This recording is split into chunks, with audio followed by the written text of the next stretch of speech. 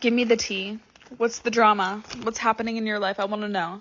I'm bored. Okay, so like I can't believe I'm gonna tell you this, but I don't have any followers on this account, so it's probably not gonna go anywhere anyways.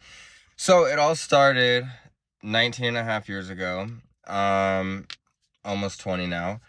My biological father and my mom had split up, and he was with this girl named Rebecca, and together they had a child. Well, my dad is a piece of shit, and him and Rebecca broke up. Well, me and my little brother were getting older, and Rebecca didn't want my little brother to know that I was his brother. So she asked my mom if I could say that he was my cousin, and my mom was like, "No, I'm not doing that." My mom's like that. My mom was like me. Like she's like, "No, I'm not fucking doing that. That's stupid." And then she was like, "Okay, well, I guess then they can't see each other anymore." So me and my long lost little brother, we were estranged for 19 years. Fast forward to last October, I happened to come across his TikTok, and I reached out to him, and we clicked instantly. Like, we are the exact same person, which is a problem because I fucking hate myself. And so, like, I didn't realize that I would hate the second version of me too. And I was living in Tennessee, and I met him, and I was like, you know what I'm gonna do? I'm gonna pack up everything and I'm gonna move back to California, and my grandparents are gonna let me move in there to their house because I found my long lost little brother, something that took everybody else 19 years to do. Nobody was even looking for him. I was looking for him. I started my whole entire social media back when I was 8 years old on MySpace to look for my little brother. And then along the road, after all these years, like, it wasn't such an intense search anymore. But, I always had in the back of my mind, if I found my little brother, like, that would be really cool. So I did find him, right? And I packed up all my stuff in Tennessee and I went to California. Well, I don't know if I was just delusional and completely forgot the relationship that I had with my grandparents. They basically raised me. They're like my parents. My parents are kind of like my kids type beat. And they were not having it. They were like, "No, you cannot live here. I give my grandma high blood pressure, apparently. We're just Italian and we get in arguments, and she just doesn't embrace her Italian heritage, so she doesn't like to argue because she says it gives her high blood pressure, besides the point." So I went to the garage to get me and my little brother some water bottles, and apparently while I was in the garage, my grandparents had told him, they said, "Hey, um, Robert cannot stay here, but if you need a place to go, you are more than welcome with open arms." And I was like, "What the fuck? You don't even know this kid. Like, first of all, he could be a thief. He could be a drug addict. Like, we don't even know this kid.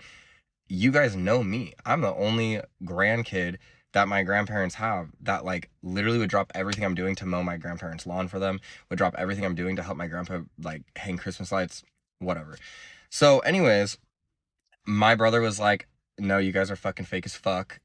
I'm gonna go live with him." And so we were supposed to move to Maryland together.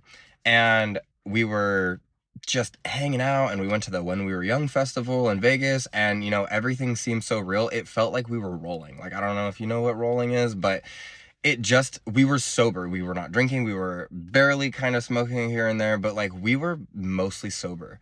Then one night, we were car camping, and we had taken shrooms, and we started talking, and we were like so sure that I was God and he was Jesus Christ. I That's all I'm gonna say about that. And we just, we thought that we like literally we thought we were doing something, right? And we started building all these like crazy delusions, like how we're gonna save the world, and it was it was mind-boggling for a sober person. Like, I'm thinking about this now, stone cold sober, thinking about how stone cold sober I was back then, and I was like, what the fuck? Like, what were we on? So fast forward a week later, and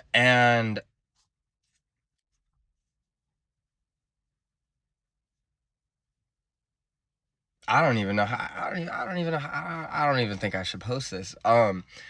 Long story short is, he had said maybe we should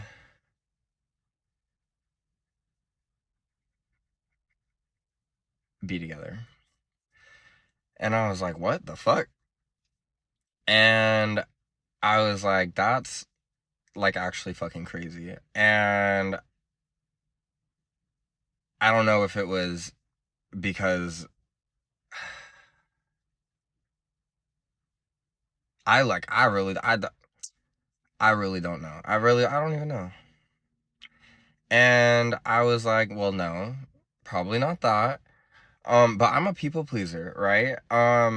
So, like he would like kind of like flirt with me and stuff like that, and like I would just like, whatever. Um, One thing led to another, and I hooked up with my little brother, and that shit turned me straight. Let me tell you, I had questioned my sexuality my whole entire life. People around me made me question my sexuality. The internet made me question my sexuality. TikTok made me question my sexuality. TikTok has made me question every single thing about myself. But I don't know if it's like a blessing or a curse, but let me tell you, and not that it's bad to be gay. I love gay people. I think that gay people are so fucking cool. But my whole entire life, I had just done whatever anybody wanted from me because I'm a people pleaser. Let me tell you, something about two consenting adults being blood related and doing something like that will really fucking open your eyes. Needless to say, we haven't spoken in months. He fucking hates me. I get it. Like, I'm his older brother. I was supposed to like protect him and not do that with him. But all I've ever wanted was like a homeboy. Like I've always been like the guy in a group of girlfriends. And don't get me wrong, I love it. But that's what's kind of given me a lot of femininity.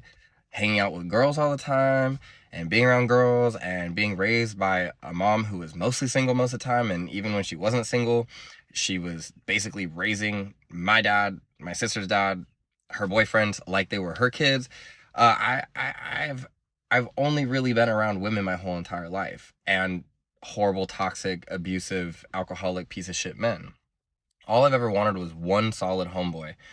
And I've had an issue in my past where I make people feel some type of way. And people always say, Robbie, I've never felt this way about a guy before. And I'm like, well, hold up, Buckaruno. And then we hook up. And then we're no longer friends. And I had kind of like given my brother a rundown of my life story, told him that these types of things happened to me. And he was like, damn, dude, that's crazy. And then I was like, yeah, man, I'm so happy that I finally get to have a friendship with another man. And that won't be an issue. And then the same thing fucking happened. My own little brother fell in love with me. That's fucking crazy. Anyways,